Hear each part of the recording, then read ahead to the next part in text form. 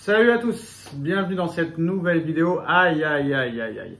Ça va pas être de la rigolade, hein. Je pense que Paris ne sera peut-être pas champion avec 25 points d'avance cette saison. Quoique, on sait pas, c'est que la première journée. Quand tu écoutes un petit peu les footix et qui ont vu la victoire de Marseille cet après-midi, 5-1, ils te disent déjà que Marseille est champion de France. C'est le premier match. Tout ça parce que Marseille a gagné 4-1, 5-1, excusez-moi, 5-1. Bah, Marseille est champion de France. Tu les écoutes, c'est ça, hein. Surtout les Marseillais. Mais bon, on va rester très mesuré et très sérieux. Parce que ça, ce ne sont pas des gens sérieux. Alors certes, victoire de Marseille, 5-1. Et c'est vrai qu'il y a eu des choses très impressionnantes lors de ce match de Marseille, de cette victoire. Alors pour rappel, hein, d'accord, c'était Brest en face, mais il faut rappeler quand même que Brest a fini 3e la saison dernière et que Brest va jouer la Ligue des Champions cette saison. Donc Marseille a gagné 5-1 contre une équipe de Ligue des Champions. C'est peut-être difficile à croire, ce n'est pas une blague, mais Brest va jouer la Ligue des Champions. Et quand Paris fait des bêtises, je le dis, et quand Brest fait des bêtises, je le dis aussi, je ne comprends pas ce qu'a fait Brest cet été. Ils ont vendu leur meilleur joueur à Marseille, enfin prêté plutôt avec une option d'achat ridicule, Brassier, on ne sait même pas s'il va jouer.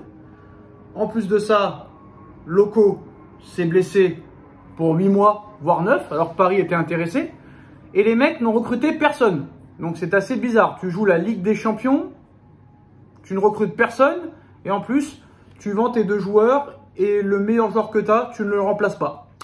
Donc je veux bien que Brest a fait une saison exemplaire, exceptionnelle, remarquable la saison dernière, mais je pense que là, c'est direction la Ligue 2. Hein. Puis je sais pas ce qu'il a sorti leur coach, un 4-1-2, 1-2, c'est n'importe quoi. Et quand tu vois Roberto Di Zerbi, bah, je pense que cette année, ça va jouer très offensif. Hein. Et surtout, ce qui est impressionnant, c'est que bah, les 2 recrues stars ont marqué.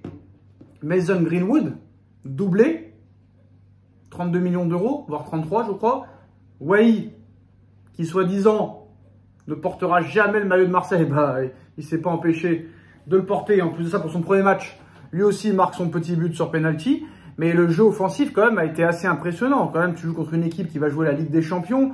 Luis Enrique, impressionnant. Harit, impressionnant. Greenwood, impressionnant. Le petit Eichberg au milieu de terrain, nouvelle recrue aussi. Eichberg au milieu de terrain, impressionnant. Et surtout le gardien. Le gardien de Marseille, je ne sais pas où ils ont été le chercher, celui-là, peut-être que Nono nous le dira dans son débrief, mais Rulli, je ne sais pas comment il s'appelle, il a fait arrêt sur arrêt parce que Brest a eu beaucoup d'occasions aussi. Hein. Faut pas oublier que certes, Marseille gagne 5-1, mais c'est Brest qui a dominé tout le match. Parce que Marseille a été d'une efficacité incroyable et impressionnante. On va parler des stats, c'est quand même assez remarquable. 7 tirs, 5 buts. 5 tirs cadrés, 5 buts. Je pense que tu peux pas faire mieux. Hein. C'est pas possible. C'est pas possible. Donc voilà, pourtant Brest a eu beaucoup d'occasions et ils sont tombés sur un très gros gardien. Ils n'ont pas eu de chance, mais c'est vrai que là, Marseille envoie un petit message. N'oublions pas que Marseille ne joue aucune Coupe d'Europe cette saison, ni Ligue des Champions, ni Europa League, ni Conférence Europa League. Donc ils vont mettre toute leur énergie sur le championnat de France.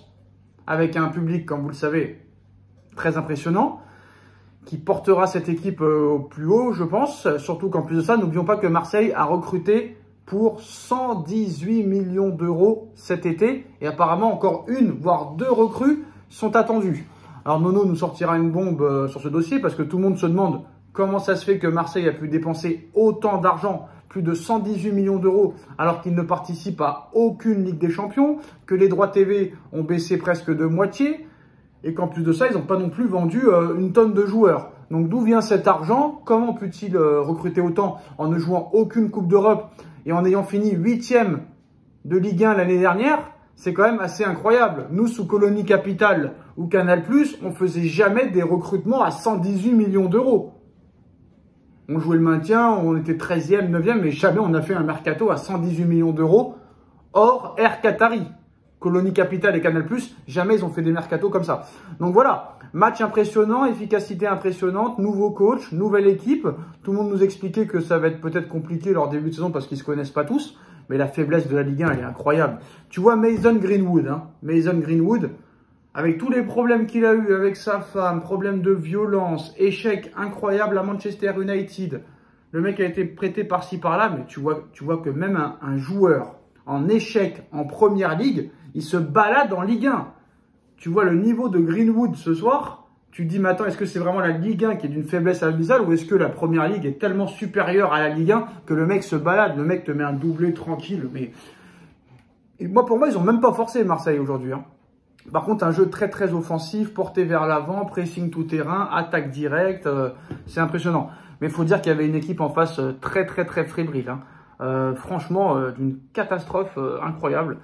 Bref, en plus, moi ce que j'ai trouvé impressionnant chez Marseille, c'est les trois de devant là. À part Wai, il sauve son match grâce à son tir au but, mais Enrique, Harit et Mason Greenwood, ça a été impressionnant. Puis le petit Eichberg, là, je sais pas où ils ont été le trouver, celui-là. Je sais pas si c'est Benatia ou le président qui l'a trouvé, ou Dizerbi, mais je sais pas où ils ont été le chercher, ce Eichberg. Alors, je ne sais pas, on verra avec Nono ce qui se passe. Apparemment, Marseille a été racheté en sous-marin, c'est peut-être pour ça qu'ils ont dépensé autant. Mais quand même, il faut les trouver, les joueurs. Moi, je suis désolé, ce Eichberg, là, je suis impatient de voir la suite de la saison, mais je vais voir s'il va confirmer, je vais voir si Greenwood va confirmer, je vais voir si Luis Enrique va confirmer, mais ils ont du banc, ils ont une belle équipe, ils ont un beau public, ils ont un bon entraîneur. Attention, attention, puis on l'avait précisé cet été, hein. On l'avait précisé tout le mois de juillet, tout le mois d'août, quand tu vois la préparation qu'ils ont fait, quand tu vois le mercato qu'ils ont fait, Marseille 118 millions d'euros, Lyon, l'Olympique Lyonnais a recruté pour 135 millions d'euros. Donc d'accord, le Paris Saint-Germain est le grand favori à sa propre succession. Mais n'oublions pas que Paris, à côté, a la Ligue des Champions. Il ne faut pas oublier que c'est le nouveau format Ligue des Champions cette année, qu'il y aura 2 matchs de plus en poule. Donc Paris aura un calendrier beaucoup plus chargé que celui de Marseille. Alors Lyon, certes, va jouer la conférence Europa League. On verra s'ils la joueront à fond. Mais quand tu vois l'effectif de Paris... T'as pas de numéro 9 parce que Ramos s'est blessé pour 3 mois. Mbappé, tu l'as pas remplacé. T'as une défense très médiocre, on va pas se mentir. Pacho, on sait pas. Beraldo, on sait pas. Skriniar, catastrophique. Kipembe, on sait pas s'il va rejouer au football un jour. Marquinhos a commencé sur le banc hier. On te met des joueurs de 16 ans. On te met Zagué à gauche. Nuno Mendes peut se faire les croisés à tout moment. Donc cette saison, d'accord, hier il y a le 4-1. Mais pour moi, comme l'a dit Enrique très justement hier en conférence de presse, le 4-1, c'est l'arbre qui cache la forêt. À la 86e minute, hier, il y a un partout entre le Havre et le PSG. Ça, faut pas l'oublier. Donc voilà, victoire de l'Olympique de Marseille, 5-1 à Brest pour la première journée. Marseille prend déjà la tête du championnat pour cette première journée. On va voir ce que fera l'Olympique Lyonnais et surtout, on va voir aussi l'actualité football dans quelques minutes avec Nono sur la chaîne des vidéos de Nono et Sacha. Tchuss.